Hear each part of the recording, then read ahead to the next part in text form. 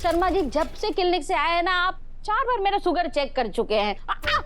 ओहो रुको रुको रुको, ये बार बार शुगर चेक करने से ना एक ही दिन में मेरा शुगर कम नहीं हो जाएगा। हाँ लेकिन पुष्पा जी बढ़नी भी नहीं चाहिए ना।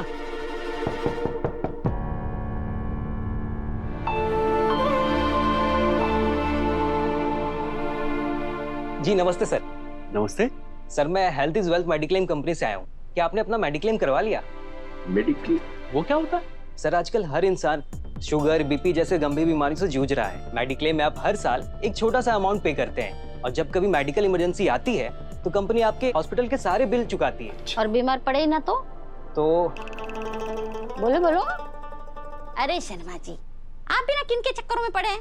गए ना पैसे सारे पानी में। फिर ये सब है ना पैसे ऐंठने के तरीके हैं बेवकूफ बना के लोगों को। हाँ अरे मैडम पर कुछ नहीं, उसको रखो अपनी जेब में। हमें ना कोई बीमारी चाहिए और ना ही मेडिलैम्प। मेडिलैम्प नहीं मैडम, मेडिक्लेम मैडम। हाँ वो जो भी हो, हमें कुछ नहीं चाहिए। एक बार सुन तो लीजिए मैडम। नहीं हमें लेना ही नहीं तो हमें सुनना ही क्यों है? आप जाइए। Thank you mention not. Pushpa ji क्या कर रही हैं आप? सही तो कह रहा था वो।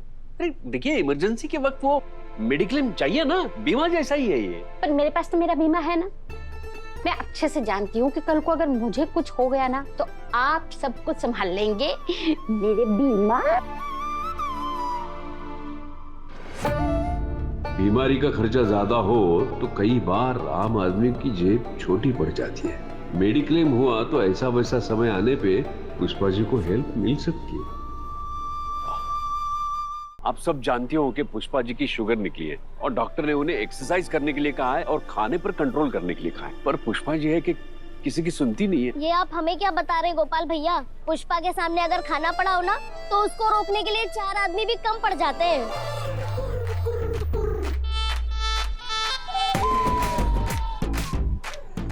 अरे गोपाल भैया खाना देखते ना पुष्पा को पता नहीं कौन सी माता आ जाती है।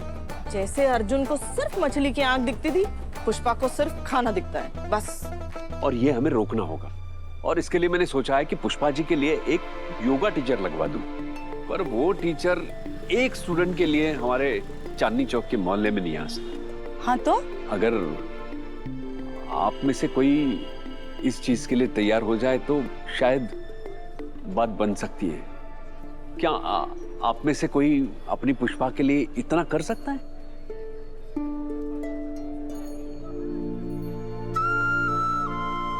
गोपाल भैया सच कहती हूँ पुष्पा ना बहुत नसीबों वाली है जो उसे आप जैसा हस्बैंड मिला है। अरे मैं तो माता रानी से प्रार्थना करूंगी कि हमारी सिमरन और अनु दोनों को आप जैसा हस्बैंड मिले।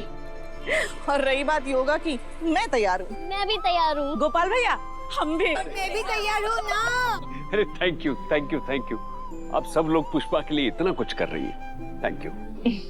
पुष्पा के लिए ना गोपाल भैया, अपने लिए। सबको लगता है कि हाउसवाइफ होना बहुत आसान काम है, लेकिन ये ना 24 घंटे की ड्यूटी होती है। ठीक है, वरना घर पति बच्चे सबको संभालते संभालते ना हमें खुद के शरीर को संभालने का समय ही नहीं मिलता और फिर पता ही नहीं लगता कि बीमारी कब हाथ पकड़ लेती है, जैसे बीपी शुगर वगैरह वगैरह। और शरीर कब फूल के ढोल हो जाता है कोई आइडिया नहीं रहता। इसीलिए अब से हम वो करेंगे, क्या बोलते हैं, सेल्फ केयर।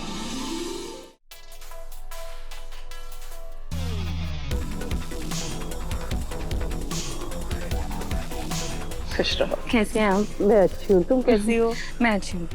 सॉरी ऑफिस में थोड़ा काम था तो आने में लेट हो गई। कोई बात नहीं, आ तो गई, वहां दर्शन कर लो।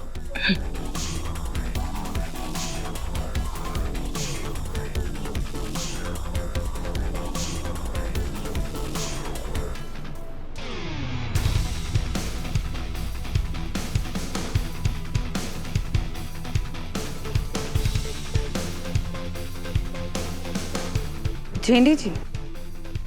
अरे मेरा मैडम आप। सर कहीं दिखाई नहीं दे रही, कहाँ है वो? वहीं जहां उन्हें होना चाहिए, अनु के साथ, उनके कमरे में।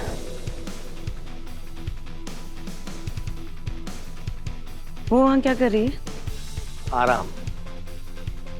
क्या है कि अनु की तबीयत थोड़ी खराब हो गई थी, गिर गई चक्कर खा के, तो सर उसे अपने कमरे में लेकर गए, तो वो वही है। झंडे। हाँ, 1 मिनट आओ। माँ बुला रही है।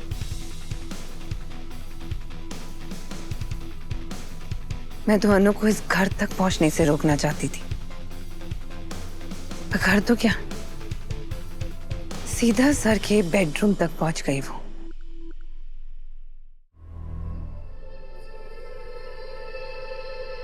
अनु, बुरा मत मानना, मुझे ऐसा लग रहा है कि तुम यहाँ कुछ ढूंढने आई थी। जी सर, ढूंढने आई राजनंदिनी जी को।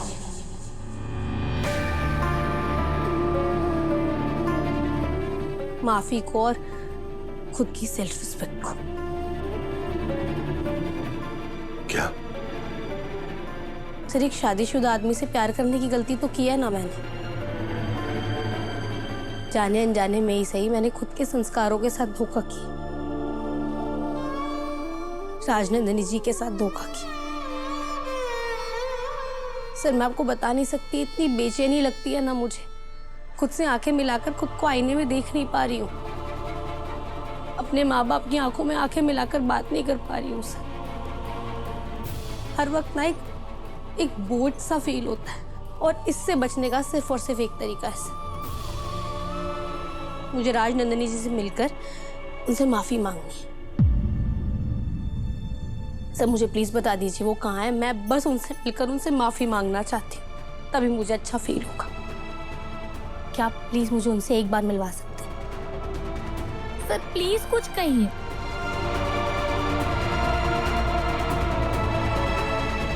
नहीं। पर क्यों सर? ये पॉसिबल नहीं है। पॉसिबल नहीं है सर?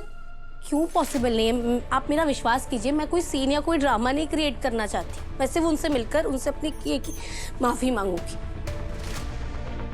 सर, आप खुद सोचिए, जिस इंसान की लाइफ को मैं सिर्फ और सिर्फ खुशियों से भरना चाहती थी, क्या मैं कोई भी ऐसा काम कर सकती हूँ कि उसकी लाइफ में कोई प्रॉब्लम आए?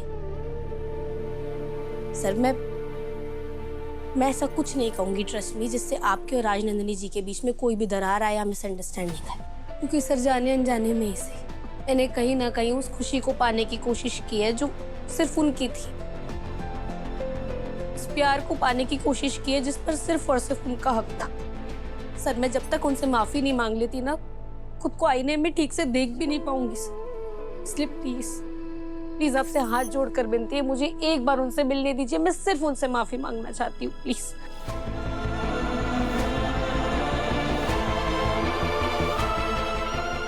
अनु, मैं तुम्हें राजनंदिनी से नहीं मिलवा सकता। ठीक है सर, आप मत मिलवाइए मुझे उनसे, मैं आपसे पूछ भी क्यों रही हूँ? अब तो वैसे भी मेरी कोई बात नहीं सुनते ना, इसलिए मैं माँ के पास जाऊंगी। मुझे पूरा यकीन है वो मुझे राजनंदिनी जी से जरूर मिलवाएंगी। माँ भी तुम्हें उससे नहीं मिलवा सकती, कोई भी तुम्हें उससे नहीं मिलवा सकता।